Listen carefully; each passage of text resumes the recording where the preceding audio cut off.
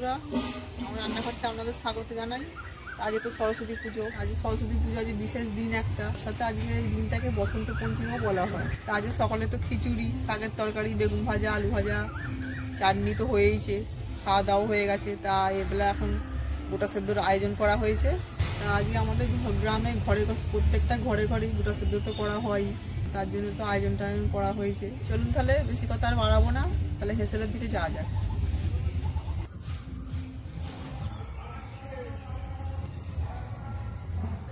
দেখুন বন্ধুরা, গোটা সেদ্ধর আয়োজন সব করা হয়ে গেছে, কেটে বেটে সব ধুয়ে পরিষ্কার করে নিয়েছি। আর এখানে মশলাপাতিও সব বেটে বুটে জোগাড় করে নেওয়া হয়েছে। এখানে কি নিয়েছি, পালং ডাঁটা কেটে নিয়েছি, আর এদিকে বেগুন, এদিকে রাঙালু, এদিকে আলু, আর এখানে শিম, কড়াইশুঁটি, 5 রকম কড়াই নেওয়া হয়েছে। 5 কড়াই একসাথে ধুয়ে মিশিয়ে রেখেছি। এই কড়াইগুলো কালকে রাত্রে ভিজিয়ে রেখেছিলাম। এখানে ভেলি গুড় নিয়ে নিয়েছি, আর এখানে জিরে বাটা, এদিকে আদা বাটা, মশলার জল এটা, আর এদিকে 5 ফোড়ন, হলুদ গুঁড়ি, লঙ্কা গুঁড়ি, আর এদিকে শুকনো লঙ্কা, তেজপাতা নিয়ে নিয়েছি, আর এখানে নুন নিয়ে নিয়েছি, আর এটার মধ্যে সাদা তেল আছে। বন্ধুরা, এই সবজিগুলো দেখলেন, এই সবজিগুলো এখানে বেগুন আছে 3 কেজি, আলু 4 কেজি, আর শিম, কড়াইশুঁটি 2 কেজি করে আসবে, আর ডাঁটা 5 কেজি মতো আনা হয়েছিল, কিন্তু বাদ বুদ দিয়ে ওই 2-2.5 কেজি মতো দাঁড়িয়েছে। আর এখানে 1.5 কেজি কড়াই আছে। তাহলে চলুন বন্ধুরা, গোটা সেদ্ধ রান্নার পর্ব এখান থেকে শুরু করছি। আপনারা তাহলে প্রথম থেকে শেষ পর্যন্ত ভিডিওটা দেখতে থাকুন, কীভাবে আমরা গোটা সেদ্ধটা রান্না করি। চলুন তাহলে উনুনটা জেলে দিই।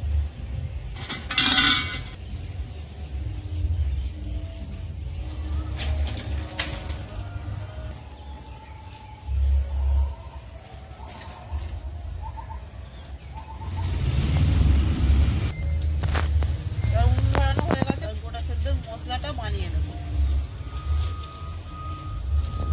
ওরা গরম হলে তেল দিয়ে দিচ্ছি, আদা বাটাটা দিয়ে দিচ্ছি তেলের উপরে,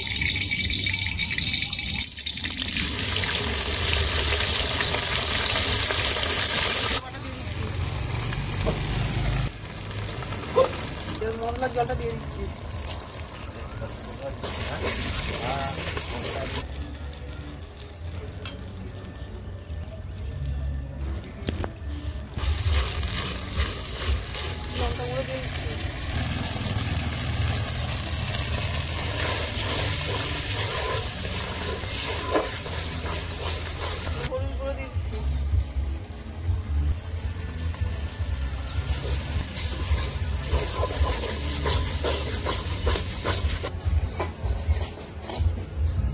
জল দিয়ে দিচ্ছি।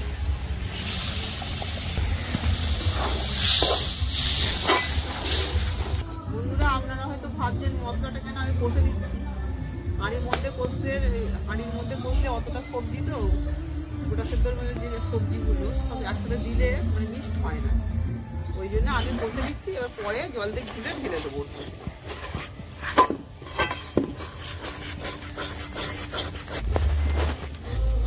আর এইভাবে মশলাটা কষে নিয়ে করলে একটা মশলার কাঁচা গন্ধও বেরোয় না গোটা সেদ্ধ।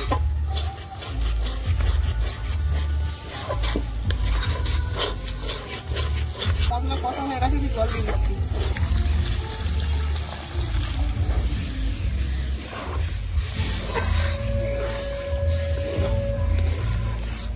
মশলা কষা হয়ে গেছে, এবার গোটা সেদ্ধ কষাবো। এবার হাঁড়ির মধ্যে তেল দিয়ে দেবো, এবার ফোড়ন দিয়ে দেবো, তেজপাতা, শুকনো লঙ্কা, 5 ফোড়ন। হাঁড়িতে তো হবে না, এবার ডাঁটা 3 ভাগের 1 ভাগ দিয়ে দিচ্ছি।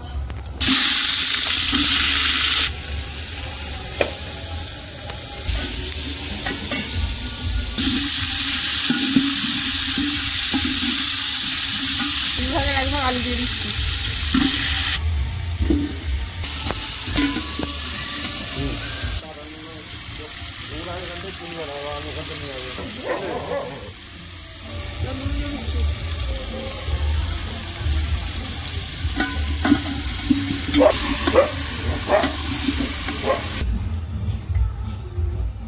সিম, কড়াইশুঁটি দিয়ে দেবো, কড়াইশুঁটি দিয়ে দিচ্ছি।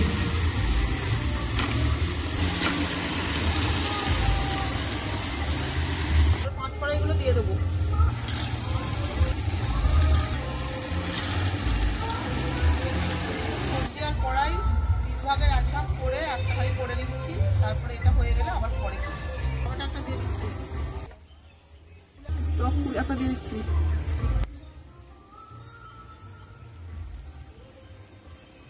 রাঙালি দিয়ে দিচ্ছি, বেগুন দিয়ে দিচ্ছি,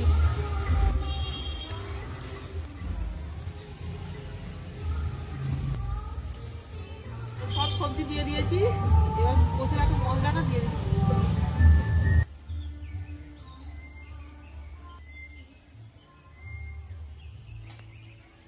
এবার জল দিয়ে দেবো।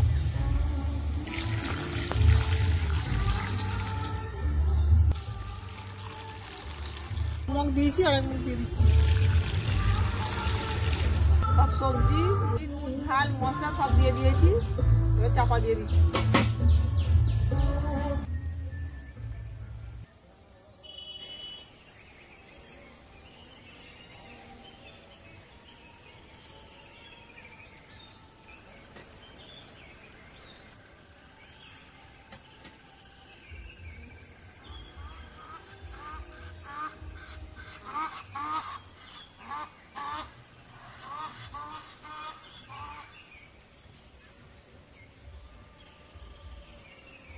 ঢাকাটা খুলছি এবার। সব সবজি আস্তে আস্তে কমে গেছে এবার।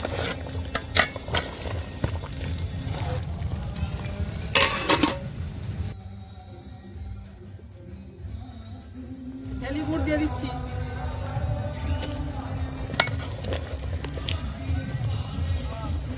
আস্তে আস্তে গলে যাবে এবার। করবি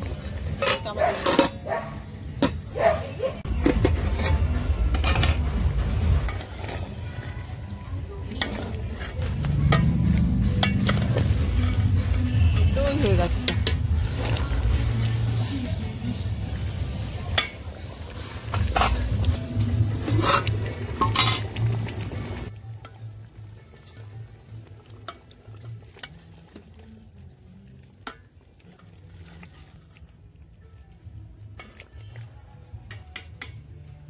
হয়ে গেছে, এবার নামিয়ে দেবো। একালি গোটা শুদ্ধ হয়ে গেছে, সব কৌটোতে ভরাও হয়ে গেছে সবাইকে দেওয়ার জন্য। দেখুন এবার আর এক হাঁড়ি বসাবো।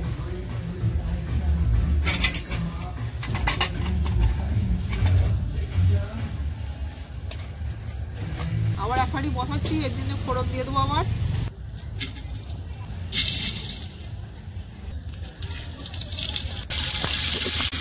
আলুগুলো দিয়ে দিচ্ছি, আলু দিয়ে দিচ্ছি,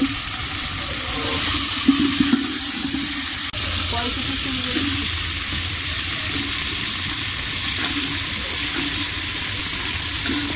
কড়াই দিয়ে দিচ্ছি,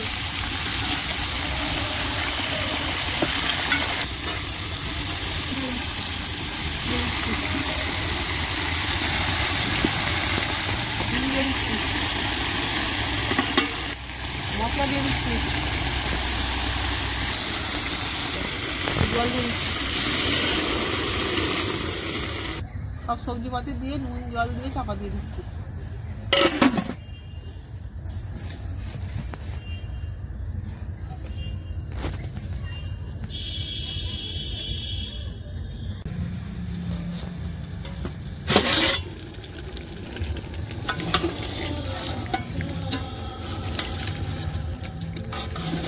সেদ্ধ হয়ে গেছে, হয়ে গেছে,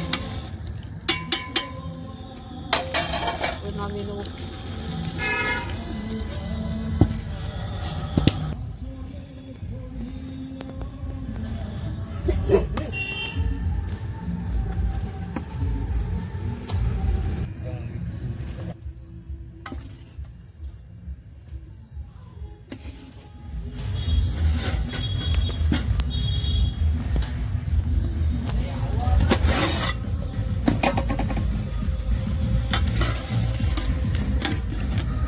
গোটা সেদ্ধ হয়ে গেছে, এটাই লাস্ট হয়ে গেছে। এবার নামিয়ে দিচ্ছি। বন্ধুরা আজকে তো দেখবেন গোটা সেদ্ধ কেমনভাবে রান্নাটা করলাম। আপনাদের গোটা সেদ্ধ রেসিপিটা কেমন লাগলো আপনারা কমেন্ট বক্সে জানাবেন। যদি ভালো লেগে থাকে আমাদের লাইক কমেন্ট শেয়ার করবেন। এরকম আরও নিত্য নতুন রেসিপির জন্য আপনারা আমার পাশে থাকবেন। সবাই ভালো থাকবেন, সুস্থ থাকবেন। ধন্যবাদ।